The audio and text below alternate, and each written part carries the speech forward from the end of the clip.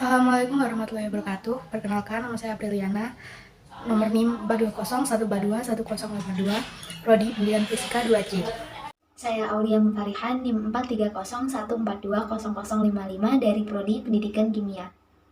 Assalamualaikum warahmatullahi wabarakatuh. Perkenalkan, nama saya Nelis Fatunasana dari Rembul Pendidikan Kimia 20C dengan NIM 430 1420 065. Halo, namaku Lucia Fendia Dionova dengan NIM 430 142 0070 dan asal prodi dari Pendidikan Kimia 20C. Hai, perkenalkan nama saya Aulia Hairunisa dari Prodi Pendidikan Kimia, jurusan Kimia, Fakultas Matematika dan Ilmu Pengetahuan Alam dengan NIM 43014200073. Perkenalkan, nama saya Fatima Azara dengan NIM 43014200079. Saya berasal dari program studi Pendidikan Kimia. Pada video kali ini, kelompok kami akan menjelaskan mengenai nilai-nilai dan prinsip anti korupsi. Untuk nilai-nilai anti korupsi ada 9. Yang pertama yaitu kejujuran. Menurut Sugiono, kata jujur dapat didefinisikan sebagai lurus hati, tidak berbohong, dan tidak curang. Jujur merupakan salah satu nilai yang paling utama dalam anti korupsi. Yang kedua yaitu kepedulian. Menurut Sugiono, definisi kata peduli adalah mengindahkan, memperhatikan, dan menghiraukan. Sebagai calon pemimpin masa depan, seorang mahasiswa perlu memiliki rasa kepedulian terhadap lingkungannya, baik lingkungan di dalam kampus maupun di lingkungan di luar kampus. 3. Kemandirian.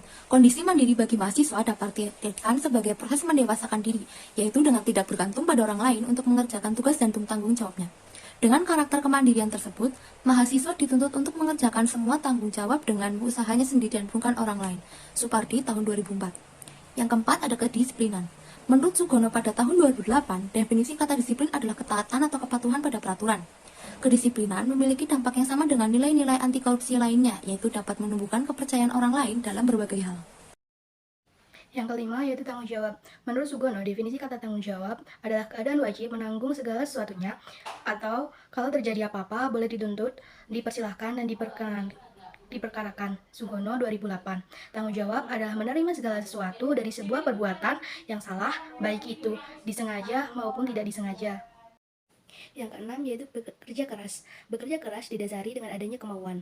Kata kemauan ini menimbulkan asosiasi dengan ketekadan, ketekunan, daya tahan, tujuan jelas, daya tahan, daya kerja, tujuan jelas, pendirian, pengendalian diri, kebenaran, ketabahan, keteguhan, dan serta pantang mundur. Akan tetapi, bekerja keras akan menjadi tidak berguna jika tanpa adanya pengetahuan. Yang ketujuh yaitu sederhana. Prinsip ini akan mengatasi permasalahan kesenjangan sosial.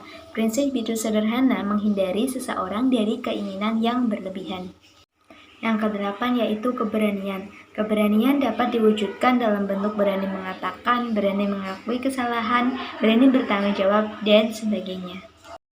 Yang kesembilan, keadilan. Keadilan merupakan pemberian nilai kepada siapapun sesuai dengan apa yang menjadi haknya dengan bersikap secara proporsional dan tidak melanggar hukum. Berikutnya adalah prinsip-prinsip anti korupsi. 1. Akuntabilitas. Akuntabilitas adalah kesesuaian antara aturan dan pelaksanaan kerja. Semua lembaga mempertanggungjawabkan sesuai aturan lain, baik dalam bentuk konvensi atau de facto maupun dalam bentuk konstitusi atau de jure, baik dalam level budaya atau individu dengan individu atau level lembaga. Yang kedua yaitu transparansi. Pemberantasan korupsi dimulai dari transparansi. Dalam prosesnya, transparansi dibagi menjadi 5, yaitu yang pertama, penganggaran, yang kedua, penyesuaian kegiatan, yang ketiga, pembahasan, yang keempat, pengawasan, dan yang kelima adalah evaluasi. Prinsip yang ketiga yaitu kewajaran. Prinsip fairness atau kewajaran ini ditunjukkan untuk mencegah terjadinya manipulasi atau ketidakwajaran dalam penganggaran baik dalam bentuk markup maupun ketidakwajaran lainnya. Sifat-sifat prinsip kewajaran ini terdiri dari 5 hal penting. Yang pertama yaitu komprehensif dan disiplin, yang kedua fleksibilitas, yang ketiga terprediksi, yang keempat kejujuran, dan yang kelima informatif. Yang keempat yaitu kebijakan. Kebijakan anti korupsi ini tidak selalu identik dengan undang-undang anti korupsi, namun bisa berupa undang-undang kebebasan mengakses informasi, undang-undang desentralisasi, undang-undang anti monopoli, maupun lainnya yang dapat memudahkan masyarakat mengetahui sekaligus mengontrol terhadap kinerja dan penggunaan anggaran negara oleh pejabat negara. Aspek-aspek kebijakan sendiri terdiri dari yang pertama isi kebijakan, yang kedua pembuat kebijakan, yang ketiga pelaksana kebijakan, dan yang keempat kontrol kebijakan. Yang kelima adalah kontrol kebijakan. Kontrol kebijakan merupakan upaya agar kebijakan yang dibuat betul-betul efektif dan mengeliminasi semua bentuk korupsi. Bentuk kontrol kebijakan berupa partisipasi, evolusi, dan reformasi.